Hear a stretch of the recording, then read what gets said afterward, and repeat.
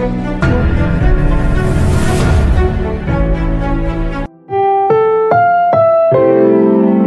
programang ito ay rated SPG. Striktong patnubay at gabay ng magulang ang kailangan. Maaaring may masiselang tema, lengguwahe, karahasan, sexual, horror o droga na hindi angkop sa Welcome back mga ka-Episode Plus at narito mga dapat nating abangan dito nga lang sa abot kamay na pangarap kung saan nagtataka na nga itong sina Chang Susan at si Josa kung bakit kinakailangan imbitahin pa nga nito ni Lynette itong si Zoe samantalang napakasama nga raw ng ugali nga nito. Hindi naman makapagsalita itong si Doc Benitez dahil malaking posibilidad na mabisto na nga siya kapag nga sumagot pa siya at malaman ang kaugnayan nga nila nito ni Zoe. Sa kabilang banda naman nga darating na nga ang abogado nga nito ni Lolo Pepe upang sabihin na nga ang kanyang pamamanahan at ang lahat halos na ibinigay nga nito ay kay Annalyn lamang at dito magugulat itong